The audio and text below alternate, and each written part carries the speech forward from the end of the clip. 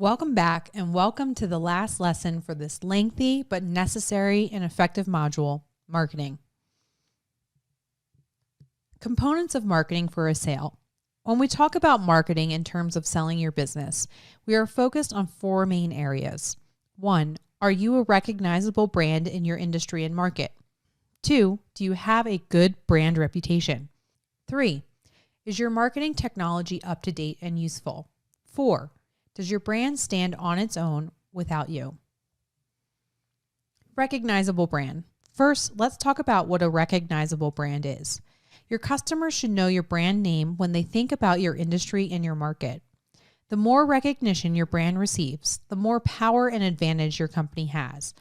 There are a number of ways to accomplish brand recognition through marketing, public relations, and awards, and later in this session, we'll talk about how to build a plan around each. Good brand reputation. The second aspect to focus on is how your brand reputation is in the market. Many business owners avoid looking at online reviews, but this is important to buyers and they will check online reviews when deciding whether or not to purchase a company. You should check your company's reviews on all the major websites, including Google, Yelp, the Better Business Bureau, and any other websites that are important to your industry. If there are negative reviews, this is not the end of the world. There is an easy process you can go through over the course of the next year or two leading up to the sale to ensure your company's positive reviews outweigh the negative reviews. First, make sure to respond to all reviews, especially the negative ones. Responding in a thoughtful and service-oriented manner to negative reviews can often reverse the review. You can also reach out to the reviewer to try and make the situation right. In about a third of those situations, the negative reviewer typically takes the review down. Another third of the time, the reviewer changes the review from a negative to a positive one. That means by simply reaching out to reviewers 66.67% of the time, you can benefit by removing a negative review. A last strategy is to gain more positive reviews to outweigh the negative ones. You can do this internally by reaching out to past clients and partners you've worked with, or you can employ a specialized agency to help you do so. Just be careful of any company that suggests paying for reviews, as Google is aware of this tactic and it will negatively impact your website overall on their search engine. Up-to-date technology. Next, we'll review your marketing technology. We touched on this during Lesson 4, Technology. However, now we'll focus on how some technology systems directly affect your marketing. Systems to check include your CRM, email newsletter and automation software, social media accounts and management, and your website. When evaluating each, determine if they are up to date, functional, and helping you achieve more customers and sales.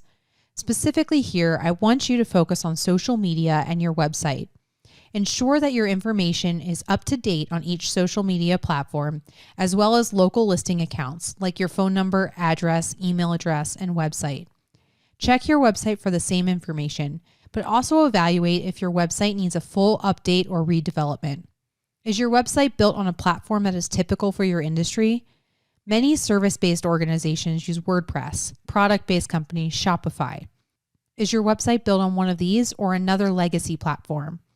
If your website is built on a legacy platform and has not been updated in 10 years, it is another cost that a buyer will have once they take over the company. A web redevelopment project may be necessary before you list the company for sale. Or if you don't have a website yet, maybe it's time to build one. Brand stands on its own. The last key to marketing in preparation for sale of the company is to ensure that your brand stands on its own rather than relying on your own personal brand. Remember that your company brand is the company, not you. In extreme situations, this may mean that the company needs to be rebranded or renamed. John's Shoes is hard for a new owner to buy. There are very rare exceptions, but the majority of the time, a company named after the owner should be rebranded before a sale. You also want to remove yourself as much as possible from the marketing story of the business. This could mean removing your story as the About Us section of your website and focusing on the company instead, as well as on your homepage and any sales pages. Remove images of yourself on the website and instead focus on the imagery of your team and your work. Do the same with the story and imagery on any other sales materials, print, social, mail, etc. Overall, the verbiage in your content and marketing should focus on the holistic we of the company versus the me of the owner or owners. Keys to marketing. So now that we know what we need to accomplish, let's talk about building a marketing plan for your company if you don't already have one. Of all the companies we sell, the biggest obstacle we see is that small and mid-sized companies do not have a marketing plan and do not spend enough on marketing. Depending on your industry, the average company spends between 1 and 15% of their gross revenues on marketing per year. This is one of the expenses you can check on with the BizMiner tool we talked about in Module 1.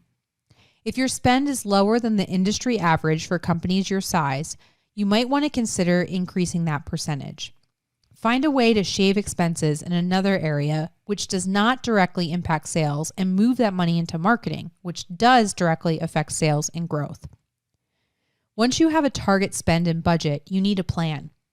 With that plan, you will have tests and experiments to see what works and what doesn't. The great part about modern marketing is that everything from online ads to direct mail allow for vanity URLs and tracking phone numbers so you can see your exact results. You do not have to do this on your own. There are plenty of experts in the advertising industry that can help develop the strategy and execute on the tactics recommended. Marketing plan items. How do you build a marketing plan if you've never had one before? Here's a basic outline, and the worksheet from this section gives you a template if you don't already have one. 1. Target. Determine who is your market. Identify everything you know about your customer. This will be helpful when looking at what tactics to use. Start by taking a look at the top 20% of your clients based on profitability and describe the demographics and psychographics about them. Where do your targets hang out? This tells you how to reach them. Gather this information through surveys, focus groups, or even direct customer phone calls and visits. Ways to reach them. Determine the tactics that will allow you to connect with your ideal clients in the most affordable way possible. There are numerous marketing methods available today, almost too many. Here are some examples, but a brainstorm session with your team, once you know who your target market is and where they hang out, will produce great ideas. Online, SEO, pay-per-click, social organic, and social paid. Offline, direct mail, postcards, traditional media, telemarketing, sponsorships, and associations.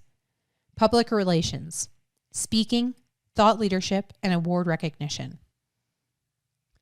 Congratulations! You've not only reached the end of this lesson, but the end of Module 3, Drive More Value.